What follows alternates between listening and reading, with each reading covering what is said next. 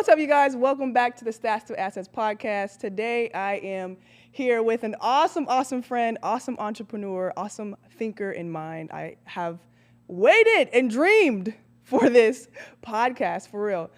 He has changed my life, changed a lot of people's lives with the work that he does in his practice. And I am so excited to invite and have here Garrett Salpeter. Garrett, welcome to the show, finally. Ernie, thank you. It's wonderful to have a chance to catch up with you. I know we've been friends for a long time, and it's fun to see your podcast and the amazing content and educational content that you're doing here. So I'm excited to be a part of it. Yeah, it's been how long? Like 2000. 10 years now, right? A good 10 years. Yeah. Yeah. I'm excited. I'm excited to talk about your journey. I've always wanted to have the conversation because I've watched you as an entrepreneur and just great human being, build your business, do a lot of free work and just all the many parts of your business and you having to change. I'm so interested in your journey, right? But if people don't know about NewFit or the Newbie, which they should, can you tell them a little bit about what you do and what is the Newbie? Absolutely. So the name of our business is NewFit, and it's NEU, like neurological, because we're putting the nervous system first. I believe that if you work on the fitness or health or vitality of the nervous system, that actually helps a lot with challenges related to pain, injury, fitness, performance, recovery, and overall health. Mm-hmm. And one of the interesting breakthroughs there, for example, is a lot of times when athletes are injured, there's a sprained ankle, for example. There's often this focus on, the tissues, more on like the hardware, the bones, the muscles, the tendons, the ligaments, et cetera. And yes, they have to heal, but oftentimes the reason they take so long to heal is because of the neurological response to injury, because in response to injury or trauma, our nervous systems shut down some muscles and really over tighten, like really guard and brace and tighten up others. Mm-hmm. And that's done with an eye towards protecting the body, reducing movement, right? Keeping you stuck in sort of a natural brace.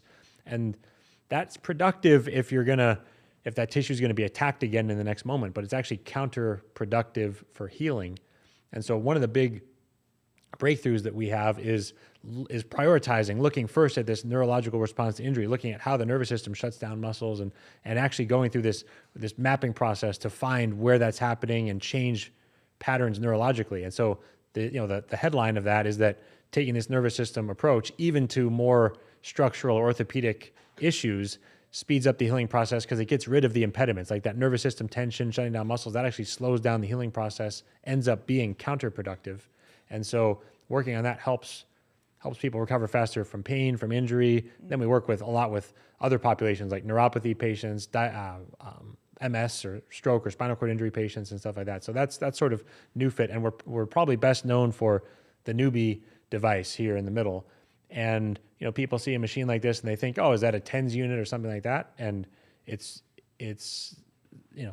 a little similar in the sense that there's electrodes on the skin sending electrical impulses, mm-hmm. but it's a lot different because it's direct current instead of alternating current. And so I really believe it's like going from if a TENS unit is the equivalent of a horse-drawn carriage, this is the equivalent of a modern-day Tesla or BMW or something like that, where yes, they're both modes of transportation, but you can do so much more with one than you can with the other. And so with direct current, you can get these amazing effects on the nervous system to find where the nervous system has these protective compensatory patterns and then change them very quickly. And you can also influence the tissue mm-hmm. healing process as well. So mm-hmm. that's sort of the overview. Okay. And you have your book here. What all do you talk about and kind of educate people on in the book? So the book is meant to be educational. It starts out by looking at some of the most powerful principles of neuroscience, like for example, how our brains are oriented more towards survival and protection. Mm-hmm. And in many ways that leads our brains actually to limit us. So instead of getting us to do more, like if we're looking at it through the lens of athletic performance, instead of our brains getting us to jump higher, run faster, throw a ball harder, our brains actually want us to do less. They don't want us to move too fast or contract too much muscle or stretch too far for fear of getting injured. Mm-hmm. Because if we get injured, then we're less able to run away from a predator and we're more likely to get eaten, right? At least in the evolutionary ways that our brains have evolved and from generations ago. And so a lot of times what we need to do when we're working with the nervous system is teach the brain and nervous system that it's safe, that it's okay to perform at higher levels, or that it's safe to bring these muscles back online again after an injury.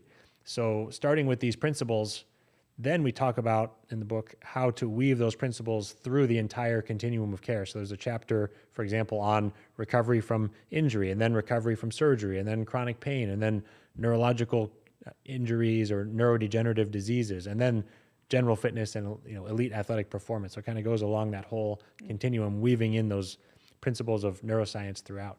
Okay, awesome. Now let's go back, and I want people to kind of understand your background and how you got into understanding about electricity and how the body can use it. What got you into this world? There's a few different pieces of the story there, and one of them is my educational background. I feel very blessed and fortunate to have found a way to take these topics that I was passionate about and find a way to pursue them professionally. So I was a physics major in college. I ended up going to graduate school here in Austin at UT for engineering. Mm-hmm. And then as I got more and more into this, I went back to UT for additional graduate work in neuroscience. So it's sort of that, Venn diagram where engineering and neuroscience overlap. And then I also had been an ice hockey player, and I'd been an athlete myself, eventually played in college. And so that's sort of the context and background and things that I'm interested in, passionate about. Through hockey, I got really into training and physiology and learning more about the human body. And I ended up, when I was towards the end of my time in college, having an injury where I had some torn ligaments in my wrist. I was supposed to have a surgery, and I met a chiropractic neurologist who was, working with athletes like me, and helped me really changed my life, helped me avoid a surgery, helped my ligaments heal, on their own and get back out on the ice. And he did that through two main approaches. The first was looking at functional neurology, which is, like we were talking about earlier, which is looking at how the nervous system is responding to injury and how it's locally engaging the muscles that support that injured area or don't. And then also looking globally at the autonomic nervous system, right? Like everyone knows about the fight or flight response or the rest and digest. There's two different sides of the nervous system. So looking at locally and globally how the nervous system influences healing, and how it's more than just, the tissues healing, but there's this neurological component to it. And then the other part of his approach was using older versions of direct current. So he had this device that was an analog device with different dials on it and stuff like that. Yeah. And he used that on me, and I saw firsthand how that helped me heal. And so going through this experience, I was, relieved as an athlete and happy to be able to get out there on the ice sooner. But as a pre-engineering student, and with that passion for physiology and the human body, to go through that experience, it was just like this amazing eureka moment to be able to see something that finally made sense scientifically from first principles, and was just so different from the experiences I had with traditional physical therapy, traditional orthopedic medicine. And going through that experience, I just felt called. I had no idea what it would look like at the time, but I felt called to share that type of work with more and more people, and give more people the opportunity to have that type of experience that I had. Mm-hmm. That's awesome. I'm so glad you did, because I met you kind of at the beginning of your journey with your business from Edwina Brown. That's right. And shout out Edwina. Yeah, I had all kind of injuries. I was just busted and beat down. But that's back when you were playing in Sweden, right? I was playing. Yeah. I was getting ready to go to Sweden. I think I had got cut in Puerto Rico, and I got cut. Yeah, I got cut in Puerto Rico, and then I had calf issues, old ankle issues, and knee problems. And I couldn't squat deep, or couldn't squat without pain and lunge. And what I remember being told as I'm going through weightlifting in college is like, just don't do those, right? Or don't go as deep. But it's like I have to be trained as an athlete to be my best. And so that always irritated me. But when I was working with you, I remember the first time, it was like I did like 5 minutes of work on the machine. And we did some assisted squats. You had this like pole, and I held on to it, and I squatted, and we did 5 minutes. I believe you also did the hot spot, and that was awesome. And we found certain spots that were my worst imbalances, and I squatted. I left that day feeling great. Probably like the rest of the week, I was like, am I imagining things? I don't have that same pain that I did in my knees, right? And I'm like, let me go back. Let me keep going back to see if I keep getting the same result. And I did. And I remember just working with you for that summer before going to Sweden. And it was excruciating.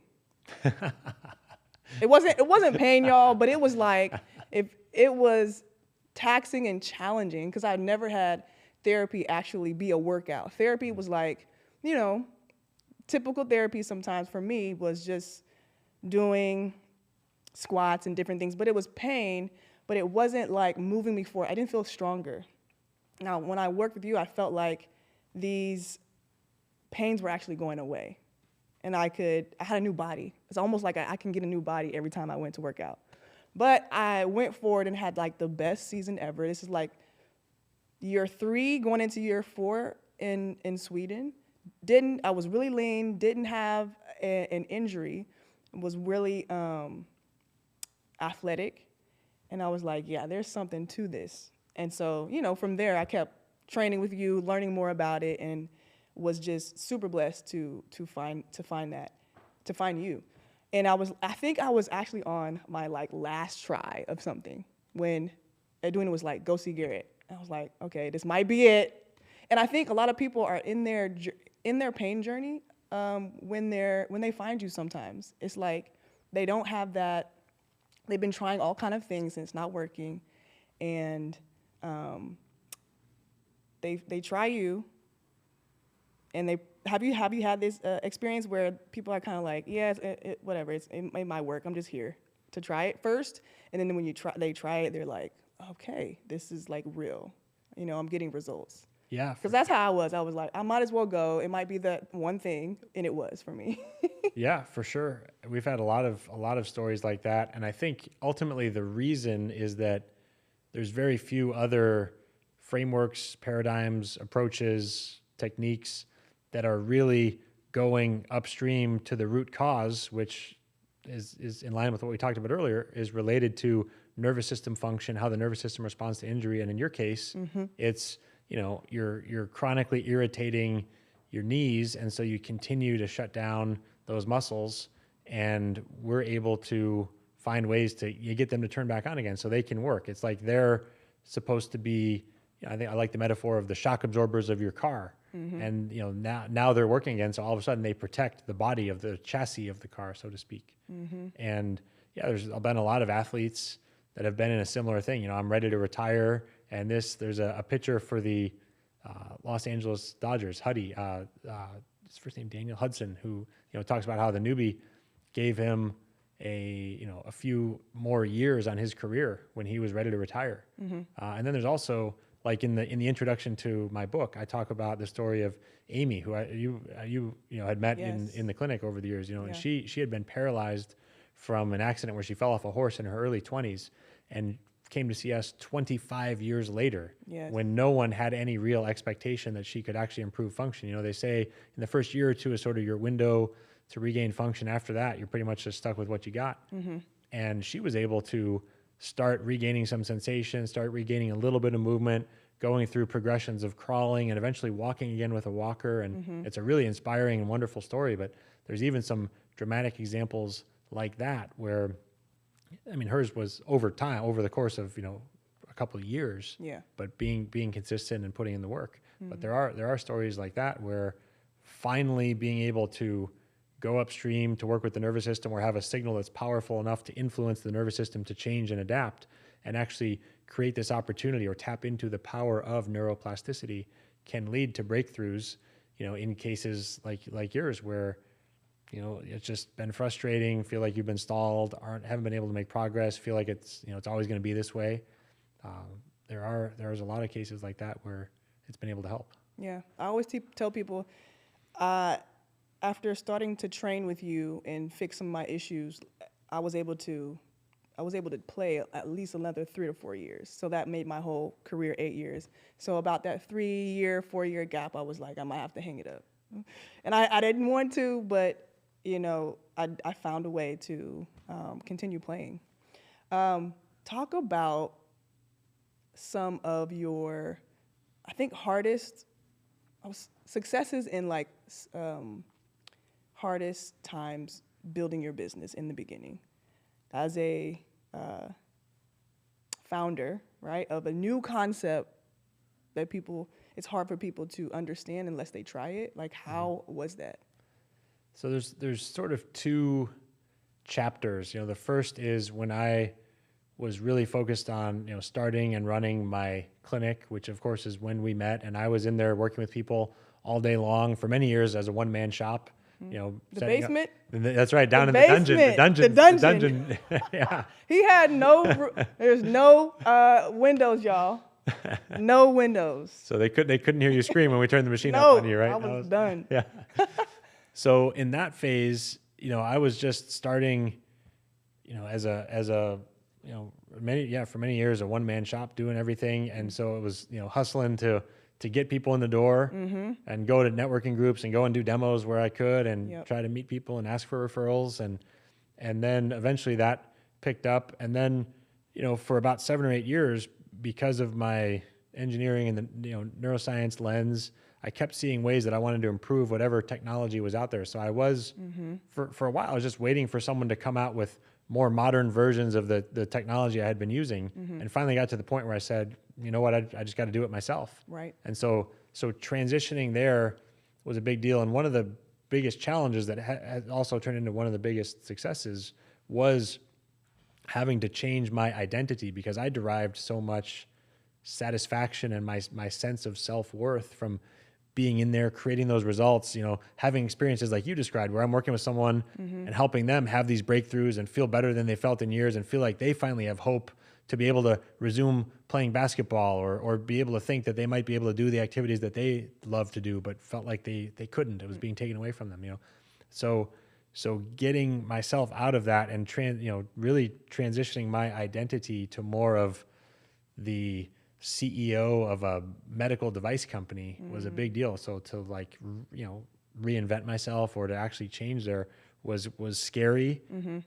Sort of like, it's sort of like the metaphor of the caterpillar going to the chrysalis and becoming a butterfly. I don't know if I'm quite a butterfly, but it's that reinventing oneself, of really having to take on a new identity. And then also that carries through, as a business leader now. So for many of your listeners who lead teams, are entrepreneurs, you probably having similar experiences of understanding that at some point too, it's not as much about me getting my work done as an individual contributor as much as it is me transitioning to becoming more of a leader and supporting the people on our team, because 20 or 30 people can get so much more done than this one person, any one person.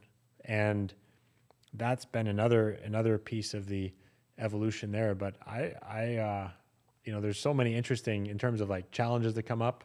Yeah. A lot of it, I really think that running a business is a spiritual practice, or is an opportunity for spiritual growth, because when I look at the biggest challenges that have come up along the way, one of them is about that identity, which speaks to me having to really understand what my values are, what are my priorities, really having to get clear on the direction I wish to go in my life. I think that's what among the most profound questions and forms of self-examination that one can have. And then also, for me, a lot of the challenges that have come up have been interpersonal, relationship type things, and seeing what patterns come up. So, if I'm being totally honest, I've had a pattern of, difficulty setting boundaries, more of a people-pleasing type of tendency, which is probably something that I learned in childhood. I had had to behave in a certain way to feel loved or to feel a sense of belonging. Yeah. And I'm not saying that my parents did anything bad or was anything overly traumatic. Everyone has something, right? There's no way that every child can get every single need met. So, but we all have, some sort of something like that, some sort of pattern. And so seeing how that comes up and how that made it difficult for me to have difficult conversations, have uncomfortable conversations, to give feedback. I let one early employee stick around for years longer than I should have because of my own difficulty setting boundaries, and because of, that sort of like you talk about the difference between abundance and scarcity mindset. My like, oh my gosh, if he leaves, will anyone ever want to come and work with me again? Right. And so some of it is just learning and understanding like, hey, what we're doing here is awesome. Hey, we've been able to get these other awesome people. So if someone's going to ruin that, it's like, not only do I, even if I wouldn't do it just for myself, now it's like, wow, I have this dozen people over here who are awesome and who are doing such amazing work and helping us move this business forward. And so if this one other person is like ruining that dynamic, even if I wouldn't do it for myself, at least I damn sure have to get rid of that person for these people. Yeah. So it sort of is that sort of accountability, but it's all part of this amazing journey of really, I would say, growth, spiritual growth even. Mm-hmm. Do you have, there's so many moments for you probably, but do you have like a favorite moment in your business, whether it was positive, right? It's a win, or something happened to where it really changed you and changed how you thought that changed the business.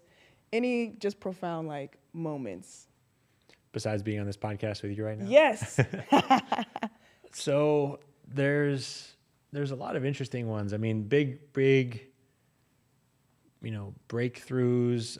For me, some of the most exciting moments were these moments along the way when I was able to connect the dots between what I was learning in my neuroscience curriculum and what I was seeing in the clinic day to day. Like some of those really exciting epiphanies that helped me understand, hey, I think there is something here. I think I have, a different way to approach this, a different way to frame this up, a different way to actually treat people, and a different way to create and leverage technology and things like that. So some of those sort of intellectual understandings, and then there's understanding something intellectually, and then there's like embodying it or doing it or seeing it in practice. Some of those along the way are really exciting.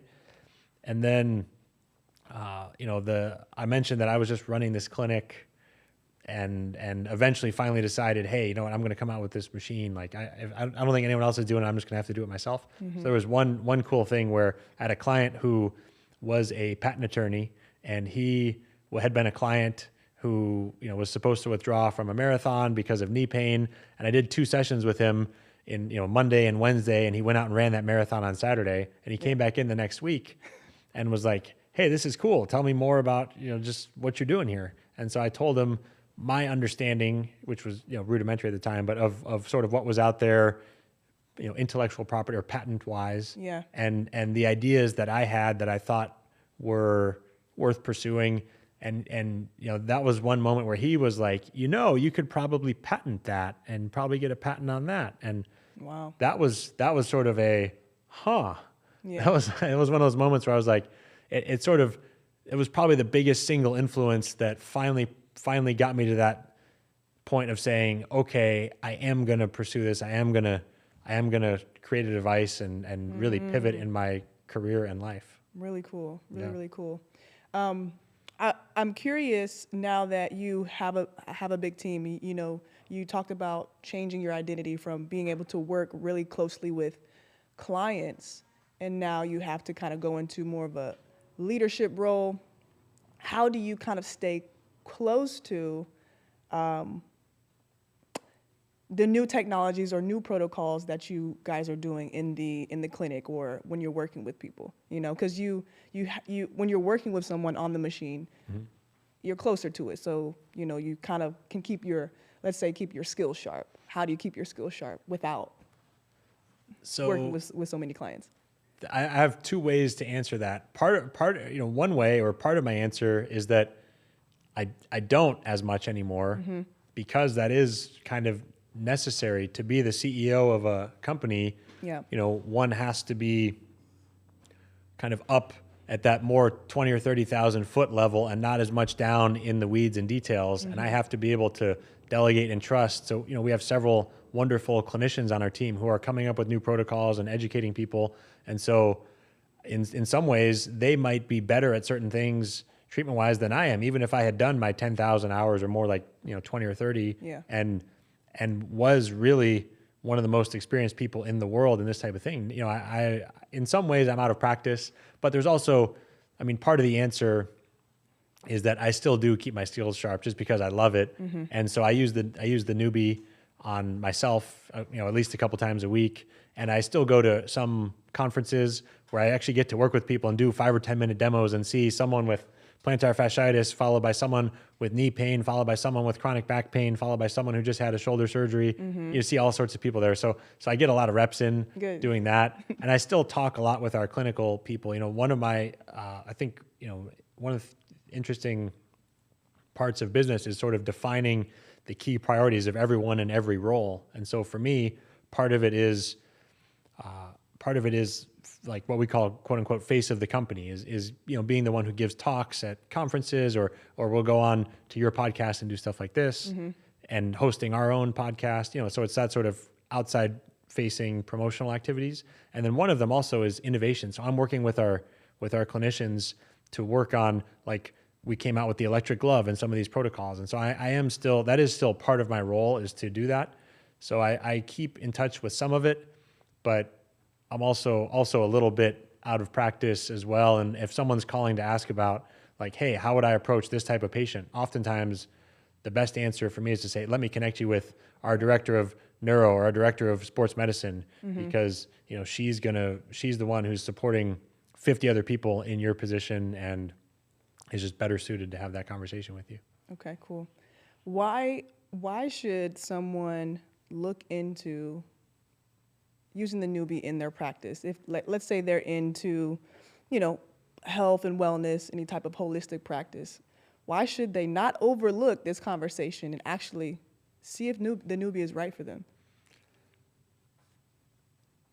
I think it comes back to what you said earlier, where a lot of times you were doing rehab and, you didn't say it exactly like this, but just sort of going through the motions, not getting as much result. And then to have the experience like you described, where one session, it was just this, like, almost miraculous experience of, like, wow, my knees don't hurt for the first time in years. Being able to give patients and clients that experience on a regular basis is just incredibly fulfilling as a practitioner, and also can be like rocket fuel for your business. Because if you have people coming in and having breakthroughs like that every single day, guess how much more likely they are to invest if they need to pay out of pocket to continue your services, right? To retain them. They're going to want to do more with you after they have an experience like that. And think about how much more likely they're going to be to tell their friends and family and coworkers and shout it from the rooftops and become evangelists for your business. So I think it's a real differentiator in that way. And we've seen both, clinical trials with data that shows beneficial effects on all sorts of conditions and things like that. But we've also seen data on how much it's helped clinics with retention, with arrival rates, with adding new lines of cash services in some cases. And so there's it's both. I really love the saying that we want to do well by doing good.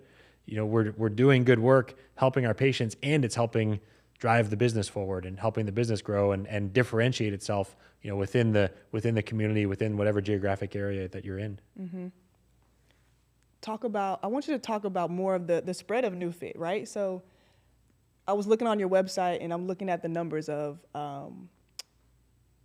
like professional sports teams that the newbie is in, universities that the newbie is in, and certified practitioners you have, almost more than 3,000 now. And then you also have a team in Australia. That's right. Yeah, there's a distributor in Australia and in the UK. We're going international. Tell us about it. I'm excited. Yeah. It's been amazing to see people being able to reach other people, other patients and clients that we would never work with directly, and work with other types of conditions that we had never experienced and things like that. It's been just so energizing and humbling and fulfilling to see that. And like you said, there's between 3,000 and 4,000 as of the time we're having this conversation, practitioners certified. So that's a mix of some physical therapists, chiropractors, athletic trainers, many in private practices, a good number with professional sports teams. And then, there's a few hundred practices, 400 or 500 practices. And, some practices have 3 to 5 physical therapists. Sports teams will have 3 to 5 athletic trainers. So, there's more practitioners because there can be multiple practitioners within one location. But it's been so cool. We've done a lot of work, and I'm allowed to talk about publicly, working with the LA Dodgers, for example. Yeah. They have 7 devices. Wow. So I've been able to go out there to Dodger Stadium and go in their athletic training room and work with players, and it's been amazing. But to see them, they're using it now. They have a few with the big league team. They have 2 units at spring training, and then they have one with each of their minor league teams.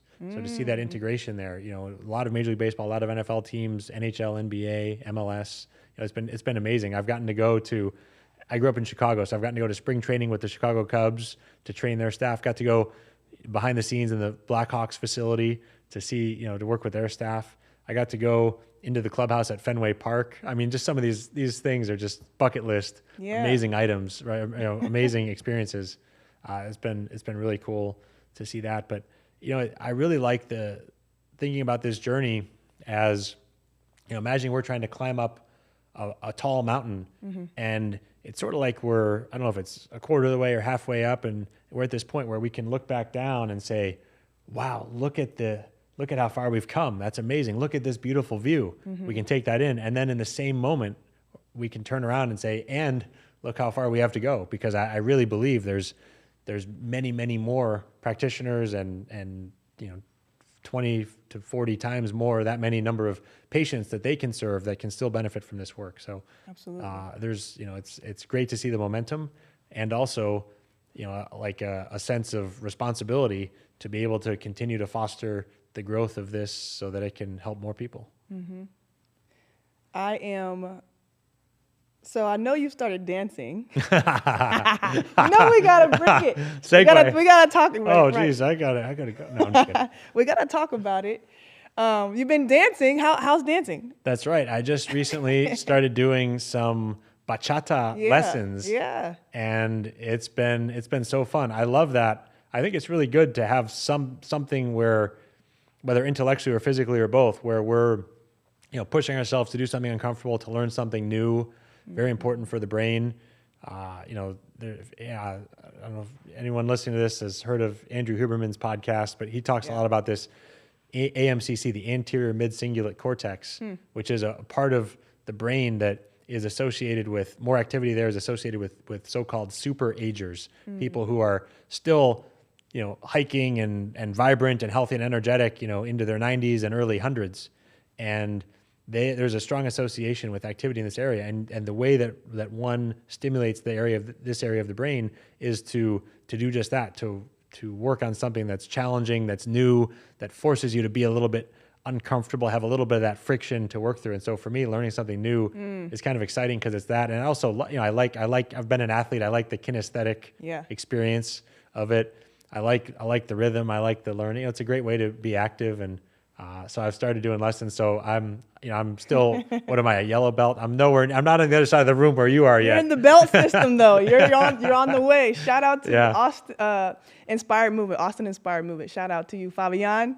Yes, great lessons. I highly recommend it. It's been fun. I've done, I don't know, call it 6 or 7 lessons so far, and certainly intend to continue because it's been a blast. I'm glad to see you there. It's awesome.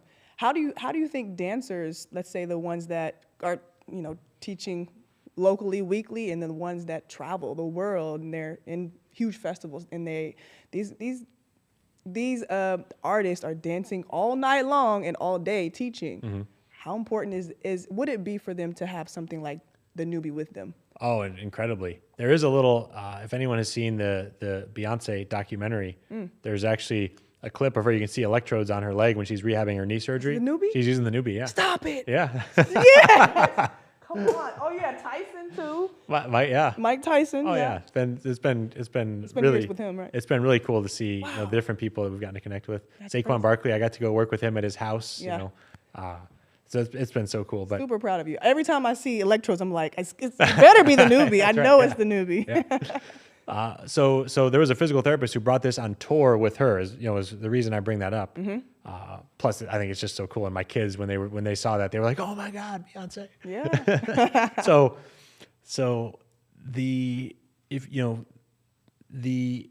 one of the issues when you have that much volume, when you're teaching, when you're performing every night, when you're doing it day in and day out, one of the issues is that if you have any sort of little tweak the way that that can compound is like if your car tire alignment is a little bit off and then you drive on it, it's going to put more pressure on the axle and eventually it leads to a break somewhere.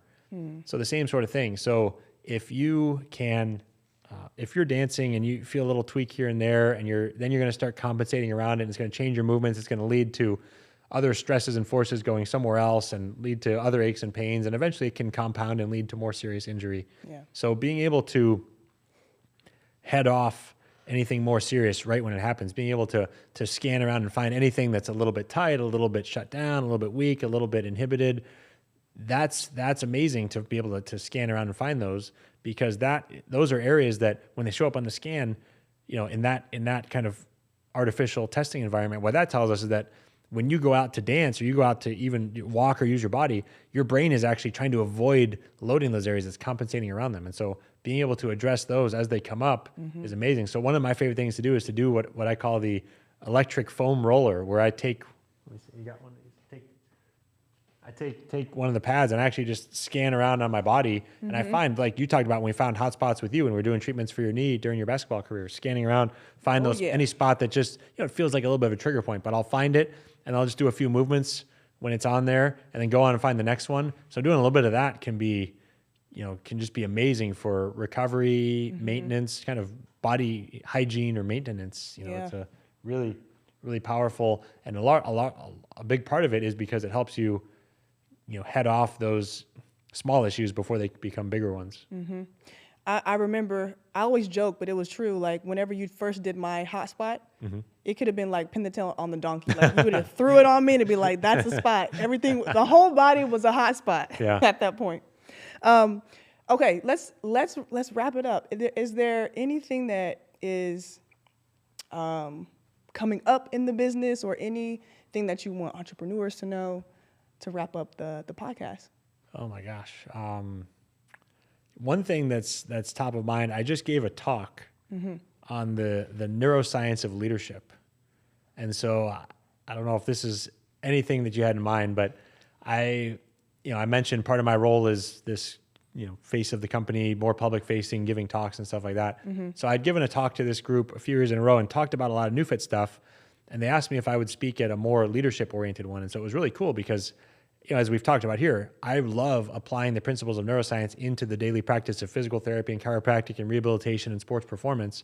And this was so fun because it was applying the principles of neuroscience into an adjacent topic of leadership. And so looking at what happens in the brains of people in a workplace environment is fascinating.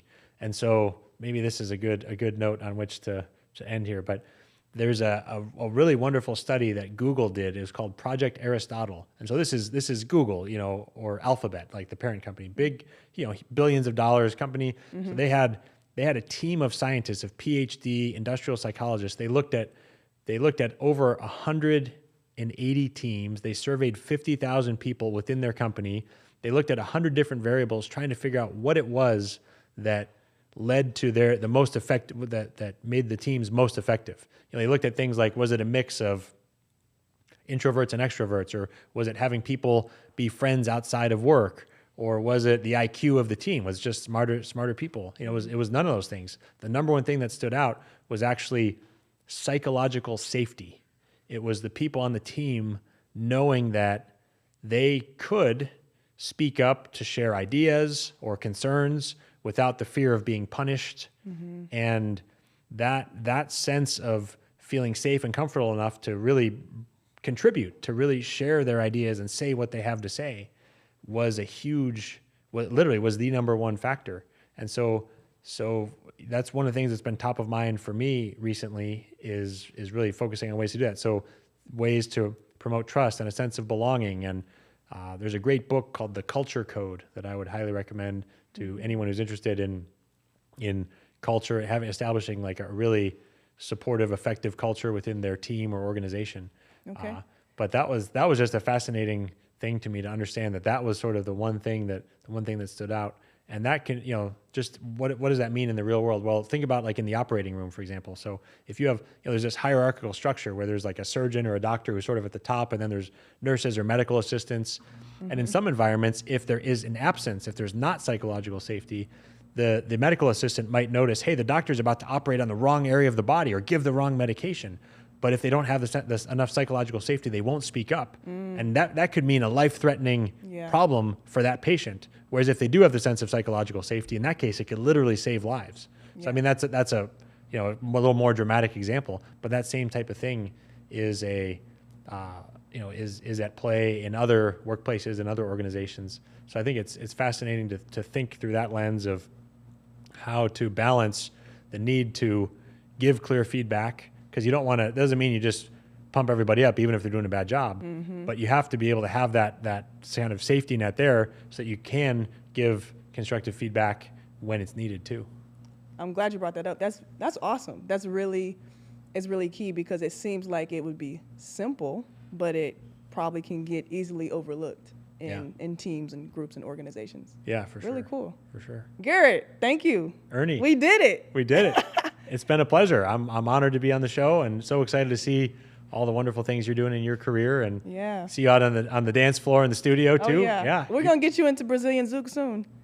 That's my class, what I'm doing with the bachata folks. Let me get to my orange belt. Let me get a couple more belts on the bachata side. Then I'll come over and join you. Awesome. Thank you. Thanks for coming to the show. Thanks for having me. All right, you guys. Stats to assets. Peace. I'll see you when I see you.